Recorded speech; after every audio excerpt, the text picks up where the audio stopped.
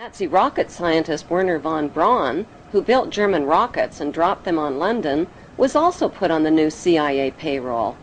Von Braun and his team of Nazi rocketeers were sent to Huntsville, Alabama.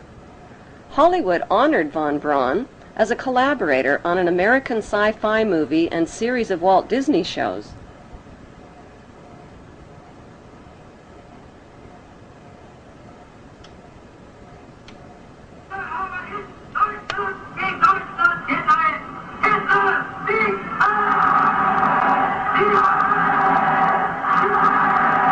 Let's take you back to 1958, 59, and I'm suddenly required to work with a Nazi.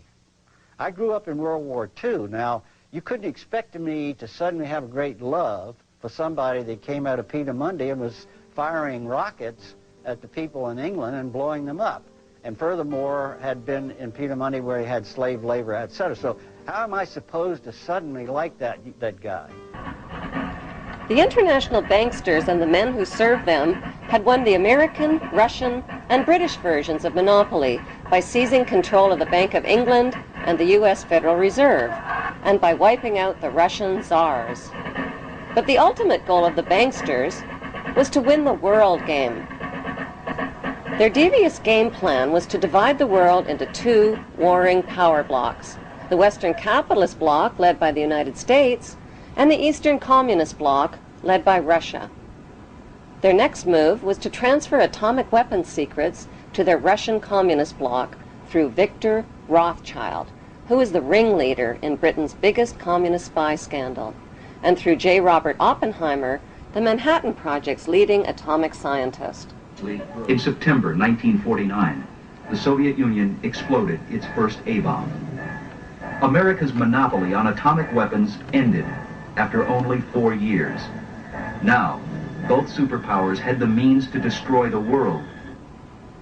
The next step was to stage a phony arms race and Cold War between their First World Capitalist Bloc and Second World Communist Bloc. Like sports teams, the U.S. and Russian superpowers needed recruits for their war games, so they forced new Third World members of the United Nations to choose sides. American Secretary of State John Foster Dulles warned Third World countries that you're either with us or you're against us. Korea and Vietnam were torn up like rags into half-communist, half-capitalist countries and became the playing field for phony war games between the bankster superpowers. Marilyn Monroe in Korea, America's great sex symbol, innocent and alluring, caught in the blood and mud of the Korean War. To the battle-weary soldiers who gazed at her, she must have looked like an angel sent from heaven to ease the pain of fighting a God-forsaken war in a far-off land. It's difficult and dangerous. But though generally outnumbered, American sabers and British meteors are outfighting the MiGs. The lives of 4 million Korean civilians and 33,000 American soldiers were sacrificed in the 1950 Korean War, bringing the banksters another step closer to world domination. Like Korea, Vietnam was split into North and South Vietnam and became their next target. Take control! I've got control!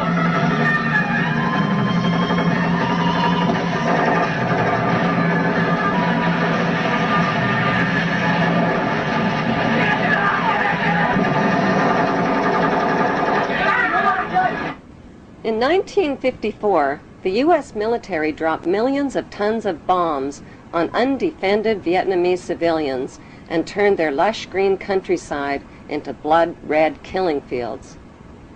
It was a butcherous campaign of terror, rape, torture, lies, and cover-ups. The U.S. military, who had already tested 2 radioactive atomic weapons of mass destruction on the people of Japan, decided to test their chemical weapons of mass destruction on the people of Vietnam.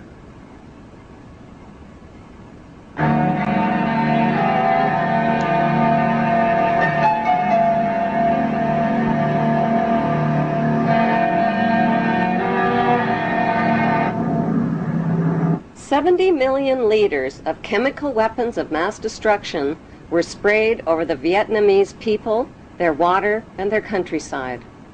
The most lethal was Agent Orange, which defoliated, killed, and contaminated everything in its path like a radioactive atomic bomb. To this day, survivors suffer related cancers, genetic deformities, and permanent environmental damage. Many U.S. servicemen publicly confessed to their crimes and suffered haunting flashbacks.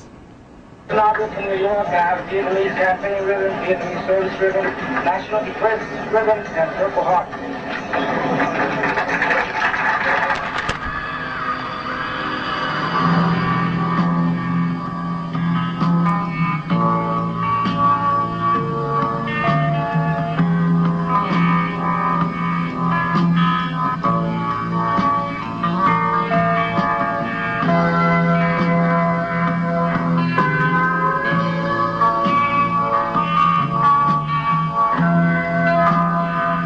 In spite of massive U.S. war protests, President Nixon increased America's military presence in Vietnam to 500,000 soldiers by 1969. It was Nobel Peace Prize winner Henry Kissinger who convinced Nixon to expand the Vietnam War to the neighboring countries of Cambodia and Laos, causing the mass murder of another 1 million innocent people and their families. On May 4th, 1970, America got a wake-up call. 6 peaceful anti-war student demonstrators from Kent State and Jackson State universities were shot dead by U.S. armed guards, while dozens of others were wounded. The message came through loud and clear: the power of the U.S. military could turn its weapons on its own citizens.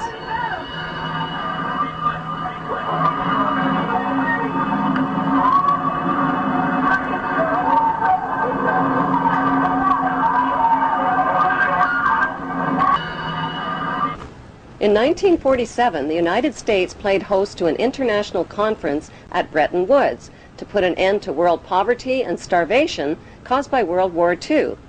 The idea was to give humanitarian loans to needy nations by creating a World Bank and an International Monetary Fund. But who would be put in charge of these billion-dollar megaloans? Who else but the U.S. Federal Reserve bankster families?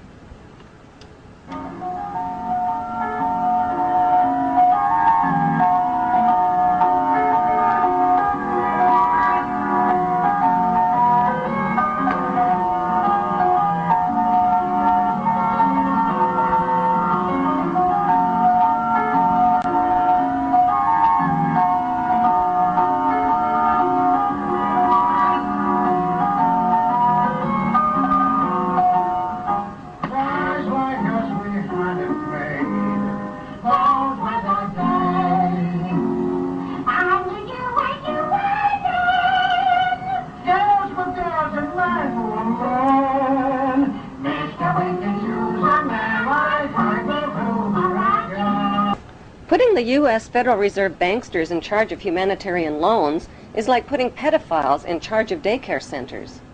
Instead of helping the poor, the banksters turned the World Bank and International Monetary Fund into international pawn shops and robbed the poor. Just to qualify for a loan, desperate nations were forced to pawn their mines, forests, railways, power companies, and water systems, and agree to over 100 loan conditions at loan shark interest rates. To pay off the loans, they were forced to ignore laws that protected their environment, to lower wages, and to cut back on their education and on their health care. They were also forced to privatize and sell off their resources to crooked corporations like Enron. Lord Wakeham, the director of N.M. Rothschild & Sons, was on the audit committee of Enron and cooked the books and sucked billions from pension funds and investors before declaring bankruptcy. When poor nations were unable to pay their loans, they were given new loans to pay off the old loans. But these so-called bailout loans weren't about bailing out the poor. They were about bailing out and lining the pockets of loan underwriters like Citigroup and America's most notorious crooks and banksters. As desperately poor nations got more desperately poor, the filthy rich banksters got filthier rich, and God help anybody who got in their way. Davison Buddu, senior economist for the International Monetary Fund, resigned to, quote, wash my hands of the blood of millions of poor and starving people. When President John F. Kennedy tried to take back America by reviving U.S. government-printed money, his head was blown off in a Dallas motorcade.